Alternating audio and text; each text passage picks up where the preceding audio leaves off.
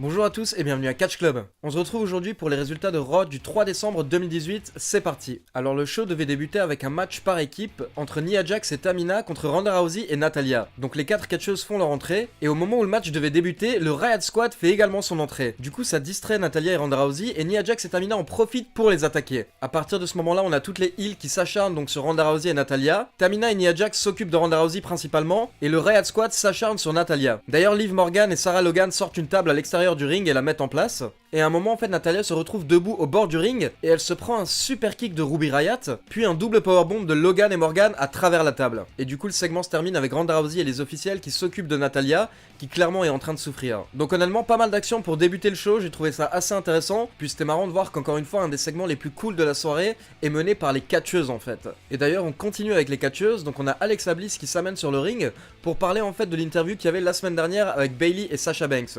Donc la semaine dernière on avait Bayley et Sasha Banks qui étaient dans le ring et qui devaient répondre à des questions des fans, mais au final elle s'était surtout moquée d'Alexa Bliss, puis elle s'était fait attaquer par Dana Brooke, Mickie James et Alicia Fox. Du coup Bliss explique que la semaine dernière ça s'est pas passé comme elle le souhaitait, donc on va refaire ça cette semaine, et donc elle invite Sasha Banks et Bayley à la rejoindre. Donc les deux lutteuses arrivent, elles s'installent dans le ring, et elles demandent directement à Alexa Bliss quand est-ce qu'elles vont se faire attaquer. Et du coup Bliss répond qu'elle n'avait rien à voir avec ça la semaine dernière, elle n'était pas au courant, et elle a réprimandé en fait les 3 lutteuses qui ont attaqué Bayley et Sasha Banks. Du coup encore une fois comme la semaine dernière, on a des questions des fans, donc je vais pas toutes vous les décrire parce que c'était pas non plus hyper intéressant, mais il y avait 2-3 questions intéressantes qui faisaient encore une fois penser au titre par équipe féminin qui devrait arriver bientôt. L'une de ces questions par exemple c'était si Bayley et Sasha Banks avaient le choix, quelle équipe souhaiterait-elle affronter, peu importe l'era, peu importe la période en fait. Et du coup les deux lutteuses ont choisi Trish Stratus et Lita.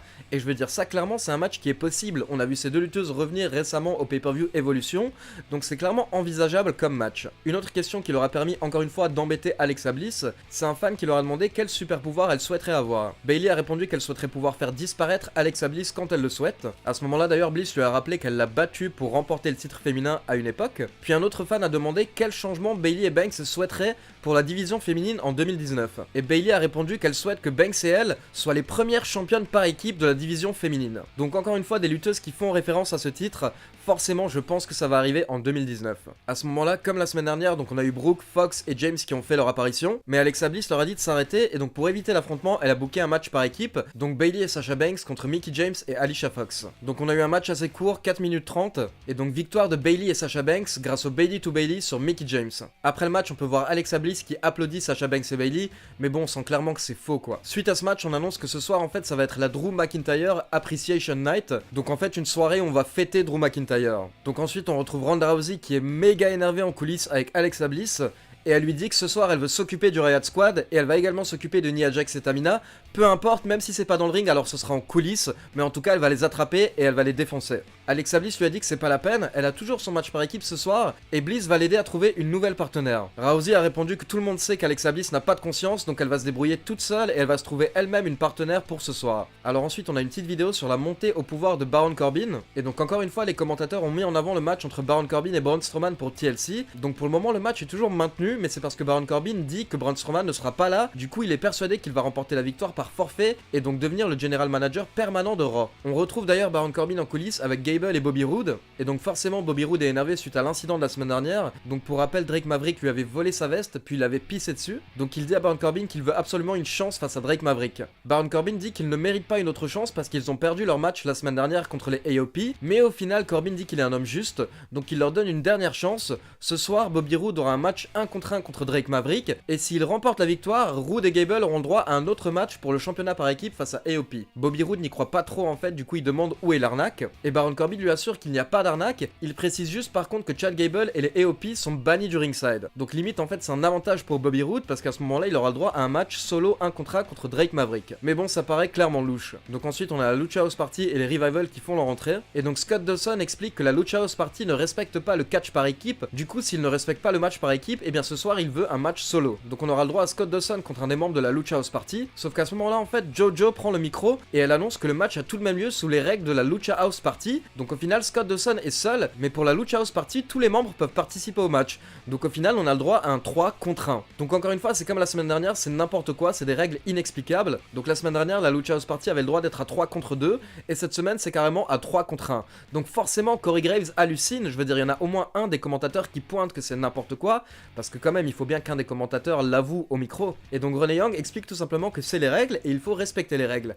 Et encore une fois, moi ce qui m'intrigue, c'est qu'elle précise que quelqu'un doit faire ces règles. Donc sachant que c'est pas Baron Corbin ni Stephanie McMahon, on peut se demander si en fait Kurt Angle n'est pas encore plus ou moins dans les histoires et si c'est pas lui qui avantage la Lucha House Party. Parce que sinon c'est inexplicable qu'ils aient des règles aussi avantageuses. Donc forcément je veux dire à 3 contre 1 ça n'a pas duré très longtemps et au final la Lucha House Party a remporté le match en 2 minutes 40. Petit détail très cool, faut savoir que sur Twitter pendant Raw, donc durant ce match, il y a Matt Jackson qui a tweeté « Écoutez, un jour, vous aurez droit au match de Young Bucks contre The Revival et ça va être génial et les fans vont enfin se réjouir. » Parce que pour ceux qui sont au courant et qui regardent un petit peu Being the Elite et qui suivent Twitter, il faut savoir qu'il y avait une rivalité en ligne entre les Young Bucks et Revival. Et donc ce qui était très cool, c'est qu'un des membres des Revival a tweeté le même tweet, donc il a écrit « Écoutez, un jour vous aurez le match entre les Young Bucks et les Revival, ce sera génial et les fans vont se réjouir. » Donc voilà, c'est marrant de voir ces deux équipes de deux mondes totalement opposés qui se sont répondus hier soir sur Twitter et j'espère vraiment qu'un jour on aura ce match parce que ça risque d'être génial. Par contre honnêtement j'espère que ce sera pas à la WWE.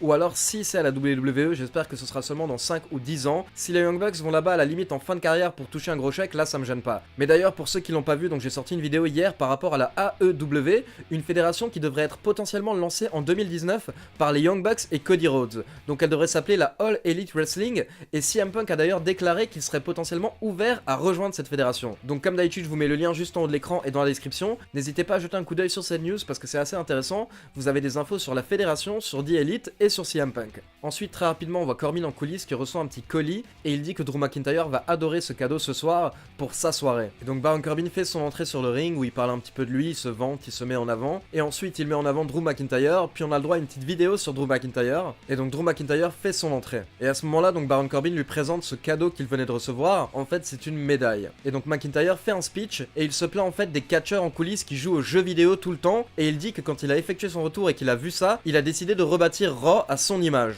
Il dit que Finn Balor est un enfant dans un monde d'hommes et que la TLC va tout simplement le broyer. À ce moment-là en fait on entend la musique de Dolph Ziggler et donc Ziggler fait son entrée et il demande à McIntyre s'il a un problème de mémoire. Il dit que c'est lui qui a ramené McIntyre à Raw, mais dans la vidéo qui vient de passer, il ne s'est même pas vu ne serait-ce qu'une seconde. Donc il se demande si son invitation pour cette petite célébration a été perdue en fait dans le courrier. Et là McIntyre le regarde et il lui dit tout simplement qu'il n'a jamais été invité. Et là il commence à s'attaquer à Ziggler, d'abord au niveau de sa taille. Il dit tout simplement que Ziggler n'a pas la taille minimale requise pour faire partie de cet événement dans le ring actuellement. Donc pour info, dans le ring à ce moment-là il y avait Ziggler, McIntyre et Baron Corbin, donc clairement c'est vrai que Ziggler est le plus petit des trois. McIntyre dit qu'au final dans leur association il était les muscles et le cerveau, donc Ziggler lui servait pas à grand chose. Ziggler lui a juste permis en fait de se mettre en avant lors de Raw, et à ce niveau-là en fait Ziggler a bien réussi son travail, donc il le félicite pour une fois d'avoir réussi à accomplir quelque chose. Puis il essaye de le jeter tout simplement du ring. Mais Ziggler refusait de partir, donc à ce moment-là McIntyre lui a dit qu'il devrait embrasser ses pieds, parce que McIntyre est la raison pour laquelle Ziggler est important à nouveau pour la première fois en 10 ans. À ce moment-là Ziggler a attaqué McIntyre et lui a porté un zigzag, puis il a quitté le ring et sa musique s'est lancée, mais Corbin l'a arrêté et il lui a dit de ne pas partir parce que tout de suite il a un match contre McIntyre. Donc voilà, au final cette équipe explose et donc maintenant les deux sont ennemis. On peut se demander si c'est un face turn de Dolph Ziggler, mais pour le moment c'est trop tôt pour savoir. Peut-être qu'il restera heel, mais tout simplement qu'il n'est plus avec McIntyre. Et donc on a eu le droit à un match très cool. À la fin les deux lutteurs étaient à l'extérieur du ring et donc McIntyre à ce moment-là dominait le match. D'ailleurs il remet Ziggler dans le ring et l'arbitre vérifie si Ziggler va bien. Du coup en fait il ne fait plus attention à McIntyre qui est toujours à l'extérieur du ring. Et à ce moment-là Finn Balor fait son entrée et il porte un dropkick à McIntyre contre les barrières. Puis McIntyre retourne dans le ring et Ziggler lui porte un super kick et il remporte la victoire par tombée. Donc vainqueur Dolph Ziggler, et il faut savoir que c'est la première défaite de McIntyre par tombée ou soumission depuis plus d'1 an. Donc suite à ce match on retrouve McIntyre en coulisses qui est interviewé par Charlie Caruso et elle lui demande en fait si c'est intelligent de se priver d'un ami et d'un allié quand en ce moment il a justement déjà plein d'ennemis comme Finn Balor. McIntyre répond que Ziggler n'a jamais été un ami, c'est plus un parasite en fait qui s'était attaché à lui pendant sa montée. Ensuite on retrouve Elias dans le ring qui commence à nous chanter une chanson, mais il se fait très rapidement interrompre par Lio Rush. Donc comme d'habitude Lio Rush vend son client Bobby Lashley qui fait quelques pauses et qui termine avec sa pose magnifique où il se penche et il nous montre ses fesses. Et donc Elias descend du ring avec sa guitare pour aller vers la rampe d'entrée pour les attaquer, mais au final Bobby Lashley et Lio Rush arrivent à fuir. Mais d'un coup alors qu'Elias est seul sur la rampe d'entrée, Lio Rush réapparaît de nulle part et en fait on voit que c'est Finn Balor qui a fait son apparition et qui a jeté Lio Rush vers Elias. et du coup à ce moment-là Elias en a profité pour exploser sa guitare sur le dos de Lio Rush. Donc en fait cette semaine Finn Balor en profite pour régler ses comptes un peu avec tout le monde. Ensuite on retrouve Jinder Mahal avec Baron Corbin en coulisses. Jinder Mahal dit qu'il sait que Baron Corbin va battre Braun Strowman, puis il demande à Corbin de le laisser s'occuper de Finn Balor ce soir. Corbin lui accorde le match, puis il rigole en disant que c'est impossible que Braun Strowman soit à TLC parce qu'au final il n'a qu'un bras. Donc encore une fois on fait une référence sur l'absence de Braun Strowman à TLC. Honnêtement ça fait de plus en plus penser que clairement il sera présent. Et donc Jinder Mahal quitte le bureau et à ce moment-là on a Rhino et Heath Slater qui font leur entrée. Et en fait Corbin explique qu'il a analysé les chiffres du show récemment et que du coup ça l'a mené à une conclusion. Il ne peut garder qu'une seule personne entre Rhino et Heath Slater. Donc il leur propose en fait de s'affronter ce soir et le vainqueur gardera sa place à Raw, l'autre sera viré. Du coup forcément ils ne sont pas contents parce qu'ils expliquent tous les deux qu'ils ont une famille à nourrir, mais Corbin explique qu'il n'a pas le choix, c'est une question de budget. Ensuite pour le quatrième match de la soirée, donc c'était le match dont je vous parlais plus tôt entre Drake Maverick et Bobby Roode, et donc forcément quand le match commence, Bobby Roode prend rapidement l'avantage, mais d'un coup en fait sur le grand écran on voit qu'en coulisses les AOP sont en train de détruire Chad Gable,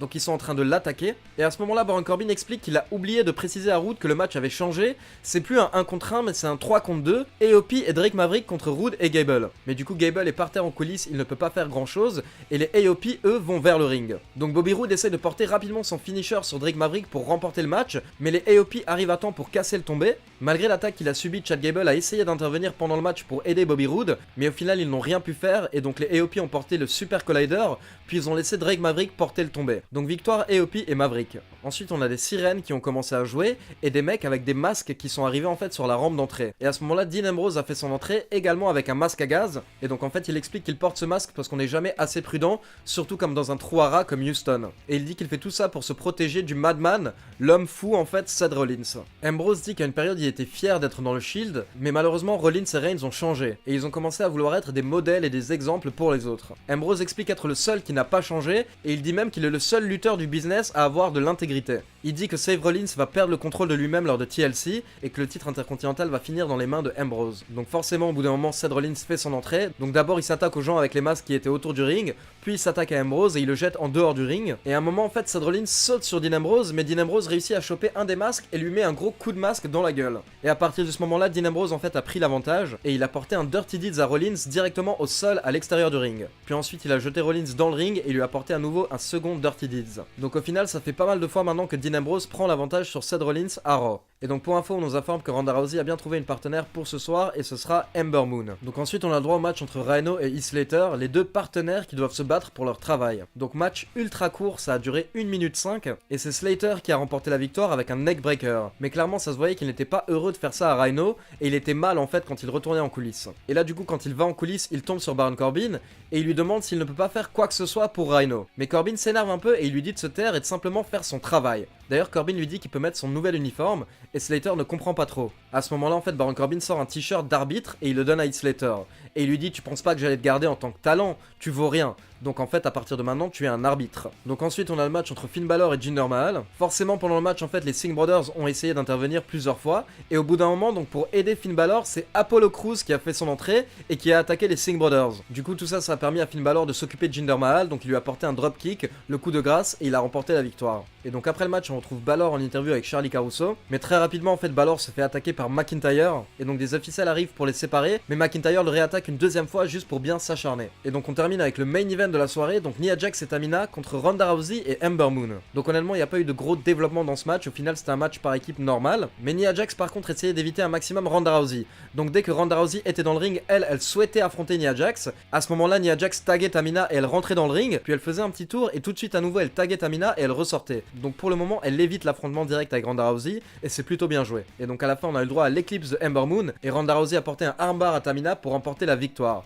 Donc vainqueur Ronda Rousey et Ember Moon et fin du show. Donc c'est cool de voir quand même que les lutteuses ont ouvert et fermé le show et honnêtement elles se sont plutôt bien débrouillées. Cet angle avec Ronda Rousey et Nia Jax est plutôt intéressant pour le moment. Par contre je vous avoue que le segment avec Alexa Bliss, Bayley et Sasha Banks était pas vraiment super intéressant. Voilà donc n'hésitez pas à me dire ce que vous avez pensé de Raw dans les commentaires et sinon j'ai deux grosses infos pour vous. Donc d'abord si vous avez raté les deux vidéos que j'ai sorties ces 2 derniers jours n'hésitez pas à faire un tour sur la chaîne. Avant-hier j'ai sorti un top 5 sur les plus grosses trahisons de catcheurs qui ont quitté la WWE pour la WCW et c'est vraiment super intéressant et rempli d'anecdotes. Et hier comme je vous l'ai dit j'ai sorti une nouvelle sur la AEW, cette fédération qui pourrait être créée par Cody Rhodes et les Young Bucks, et sur laquelle CM Punk a d'ailleurs commenté. Et à côté de ça, pour ceux qui ne sont pas au courant, il y a actuellement une figurine Funko Pop Kenny Omega à remporter sur la chaîne, donc pour ça rendez-vous sur le Facebook de Catch Club, vous avez le lien dans la description, et vous verrez en fait il faut liker la page, et il y a un post qu'il faut également liker et partager. Et donc le tirage au sort aura lieu jeudi, donc je pense que j'annoncerai le vainqueur vendredi ou samedi au plus tard. Voilà, comme d'habitude, n'oubliez pas de liker la vidéo pour soutenir la chaîne, et on se retrouve demain pour la review de SmackDown. Ciao tout le monde!